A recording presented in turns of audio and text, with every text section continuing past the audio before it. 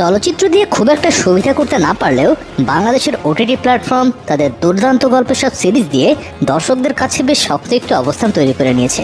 Thriller, romantic কিংবা horror genre এসব web সিরিজগুলো দুর্দান্ত সব গল্প আপনাকে শেষ পর্যন্ত রাখবে এক ঘোরের মধ্যে। আর আমাদের আজকের এই আয়োজনে আমরা আপনাদের জন্য নিয়ে এসেছি এমনই শ্বাসরুদ্ধকর সাসপেন্স আর টানটান উত্তেজনায় পরিপূর্ণ সে বাংলা ওয়েব সিরিজ।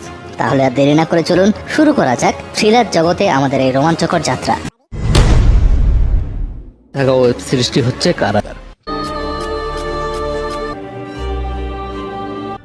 আমি 250 বছর ধরে কারাগারে বন্দি। চঞ্চল চৌধুরী অভিনীত আর একটি দুর্দান্ত ওয়েব সিরিজ হচ্ছে এটি। গল্পে আমাদের একটি কারাগার দেখানো হয়। এই কারাগারের পরিচালনায় মোতায়েন থাকে মুস্তাক আহমেদ। সম্প্রতি সে বেশ চিহ্নিত, কেননা কিছুদিন আগে অজ্ঞাত এক নারী জেলের ভেতর ঢুকে আসে আর সেটার ভিডিও ফুটেজও ভাইরাল হয় সামাজিক যোগাযোগ মাধ্যমে। এরপর থেকে নানা সমালোচনার শিকার হতে থাকে কারাগার কর্তৃপক্ষ। এই ফুটেজকে এডিট করেছে সেটা বের করার হাজারো চেষ্টা সত্ত্বেও প্রতিবারই ব্যর্থ হয়। এরই মধ্যে 145 নম্বর সেলে এক নতুন কয়েদির আবির্ভাব ঘটে, যাকে এখানে আগে কেউই কখনো দেখেনি।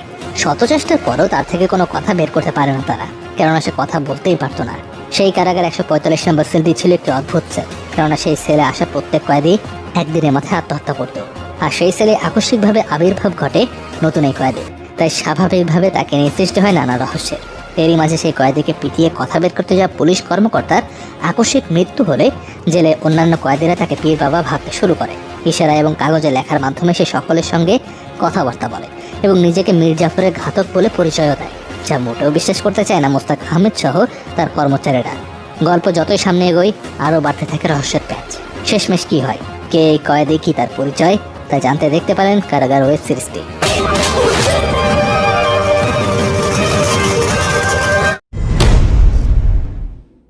রয়েছে তাকদীর সিরিজটি। আমার গাড়িতে লাশ আসলো কেমন সেটা কর। পুলিশ আমারে খুঁজতেছে।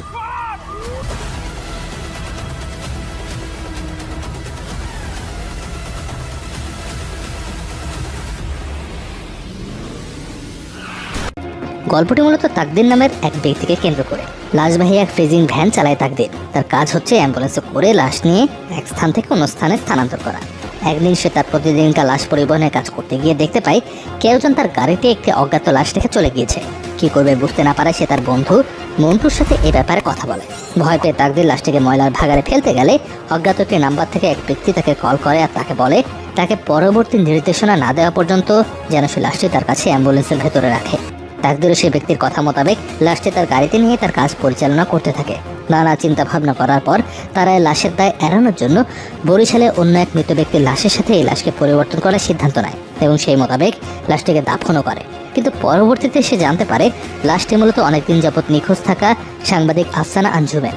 তবে এখন প্রশ্ন হচ্ছে তাকে কে বা কারা খুন করেছে এবং কেনই বা খুন করেছে, আর রহস্যময় যে ব্যক্তি তাকে বারবার কল দিচ্ছে সেই কি আঞ্জুমের হত্যাকারী?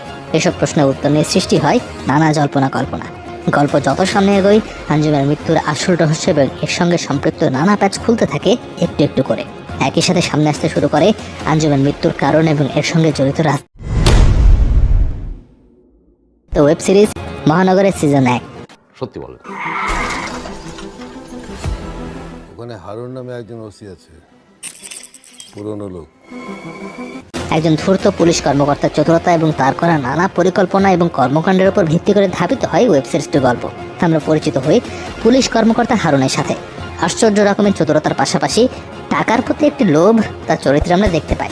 আফনান, যে কিনা দেশের একজন ধনাঢ্য এবং ধনী ব্যবসায়ীর উশৃঙ্খল ছেড়ে একবার গাড়ি চাপা দিয়ে এক নিরীহ মানুষকে হত্যা করে, যার ফলে তাকে আনা হয় জেলে।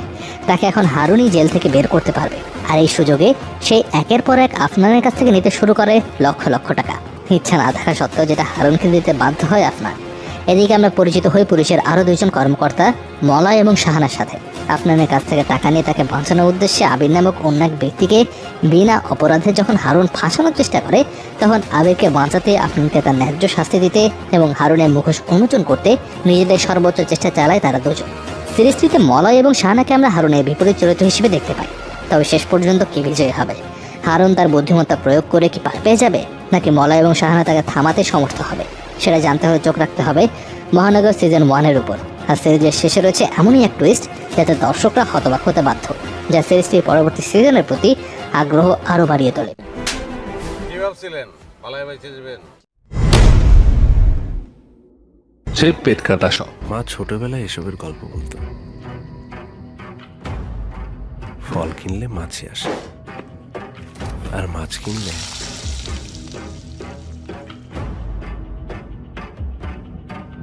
পেতনি।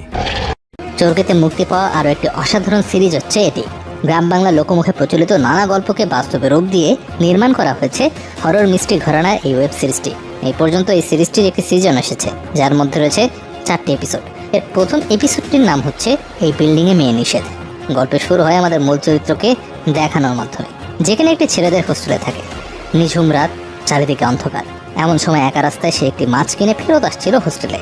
তার চারপাশে মাছের একটি চাপা গন্ধে আকর্ষিত হয় এক ছায়া। সেই ছায়াটা তার পিছু পিছু তার হোস্টেল পর্যন্ত এসে পৌঁছায়। চুলায় চা বসিয়ে যে সে পেছনে তাকায়, সে এসে দেখতে পায় রুমের ভেতরে বসে আছে একটি অদ্ভুত মেয়ে। পরনে তার সাদা কাপড়, চুলগুলো বড় বড়, মুখের দাঁতগুলো অনেকটা কুমিরের দাঁতের মতো, এবং পাগুলো শরীর থেকে উল্টো। ভয়ে সে চিৎকার করতে চেষ্টা করলেও তার চিৎকার কেউ সাড়া দেয় না। তার মাছের বোতল থেকে গোল্ডফিশ বের করে মেয়েটি কাঁচায় চিবিয়ে খেয়ে ফেলে। তার বুঝতে বাকি থাকে না যে তার ঘরে ঢুকেছে সে কোনো মানুষ নয়। এমন সময় তার মনে পড়েছে একটি পুরনো প্রবাদ, মিষ্টি কিনলে আসে মাছি, আর মাছ কিনলে আসে মেষভূত, অর্থাৎ পেতনি। এমন এক পরিস্থিতিতে সে কিভাবে এই পেতনির হাত থেকে মুক্তি পায় তা তুলে ধরা হয়েছে এই এপিসোডটিতে। এছাড়াও মিষ্টি কিছু লোকে বলে তার নিশির ডাক নামের বাকি 3টি এপিসোডও অন্যান্য লোকজ ভৌতিক গল্প নিয়ে মুগ্ধ করেছে দর্শকদের।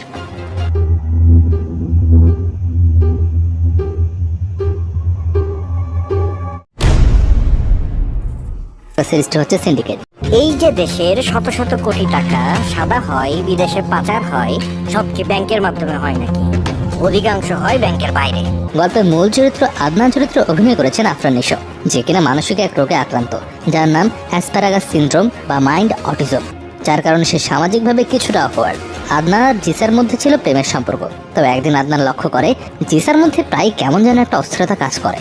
সে বারবার জিসাকে সে কি লুকাচ্ছে জিজ্ঞাসা করলেও জিসার থেকে সে কোনো উত্তর পায় না। পরে একদিন হঠাৎ আত্মহত্যা করে বসে জিসার। তবে জিসার এই মৃত্যুকে আদৌ আত্মহত্যা নাকি হত্যা, সেটা নিয়ে সৃষ্টি হয় ধোঁয়াশা। এদিকে পুলিশ জিসার মৃত্যুর জন্য আদনানকে সন্দেহ করতে শুরু করে এবং তাকে বারবার জিজ্ঞাসাবাদ করতে থাকে। তাই শেষমেশ বাধ্য হয়ে আদনান নিজেই লেগে পড়ে জিসার মৃত্যুর রহস্য উদ্ঘাটনে, যার সাথে সম্পর্ক ছিল একটি বিরাট মানি লন্ডারিং এর। শেষ পর্যন্ত আদনান এই রহস্য উন্মোচন করতে পারে কিনা তাই জানতে দেখে নিন এই সিরিজটি।